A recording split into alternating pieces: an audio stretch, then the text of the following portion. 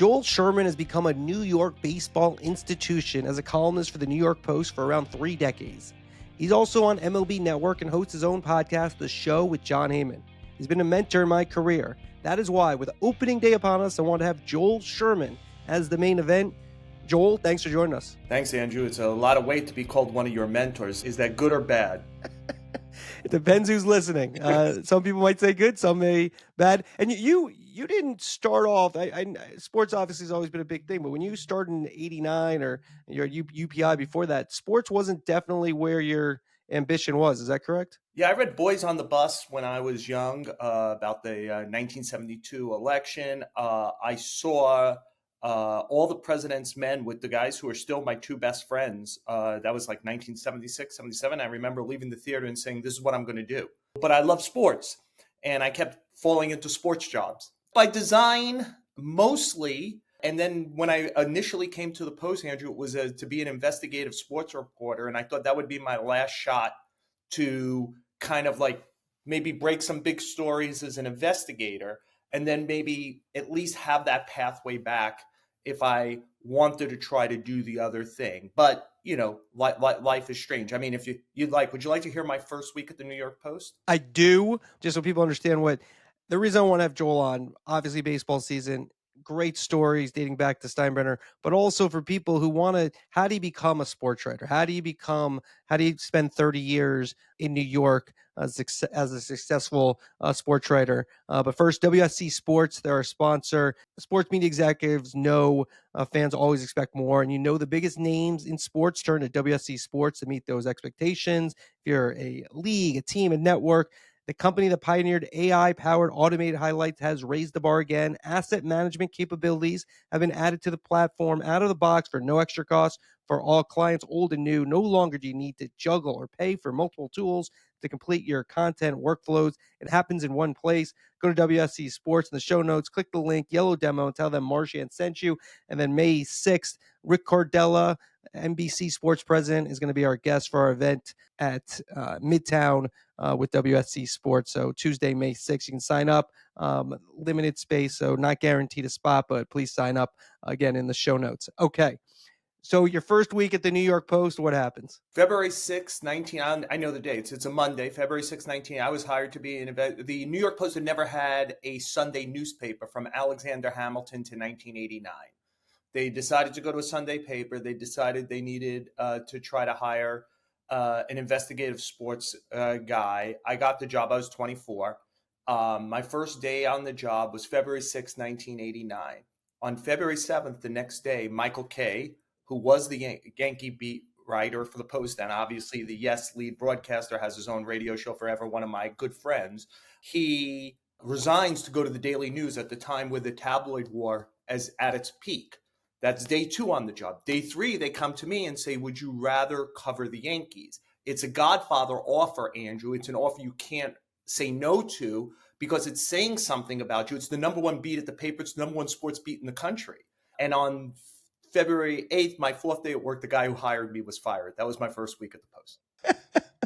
And I think the way Michael Kay tells the story, when he left, Greg Gallo, who hired me, who was both of our long time. That was the guy who was fired on day 4.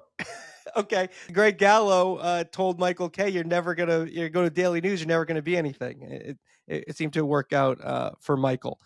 So then you're on the Yankee beat, and I want to start here because it's, now it's, George Steinbrenner's passed for a while now, but the lore of George Steinbrenner will never leave. I don't think it really leaves the Yankees, even though the organization is different.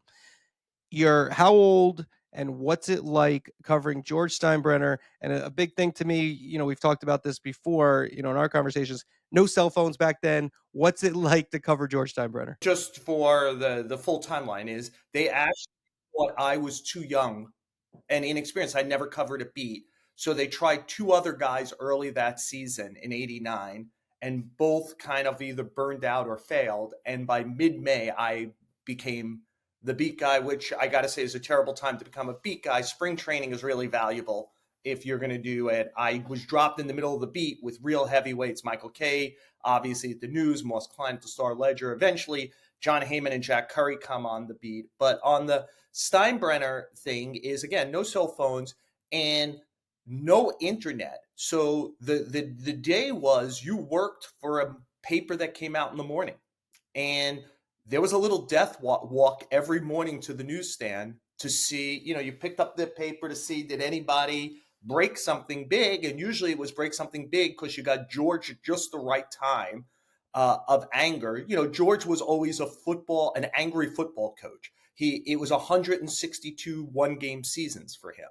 And so if you got him at the right time after a bad moment, he could say anything, and often did. And so, there'd be times I could still tell you, I won't tell you it. I remember the number for American Shipbuilding in Tampa. It was Okay. George's company.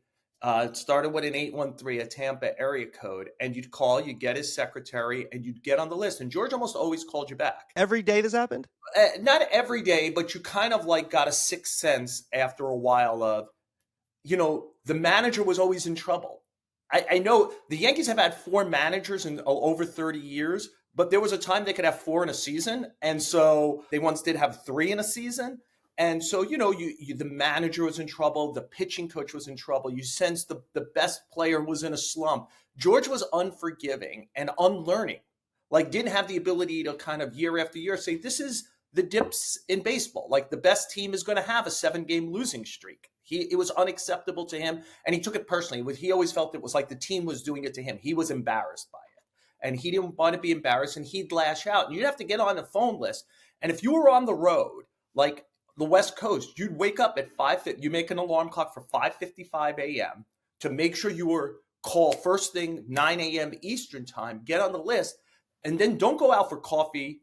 Don't go for a run because he's going to call one time. And if you're not in your room and you came back and that red light in the old hotels were doing meant you missed Steinbrenner and you were screwed. That's amazing. If you want to listen to the full podcast, andrewmarchand.com to become a full subscriber, andrewmarchand.com. You'll find we had Adam Schefter, Peter King, a huge archive. And if you want to become a sports writer, how to become a sports writer, also Joe Buck in terms of how to become a sportscaster, play-by-play guy. So you're on there. The beat also is a pretty sensational beat when you think about who was on there. I'll let you say it. The class of people who in their careers and where it led was pretty amazing for who you were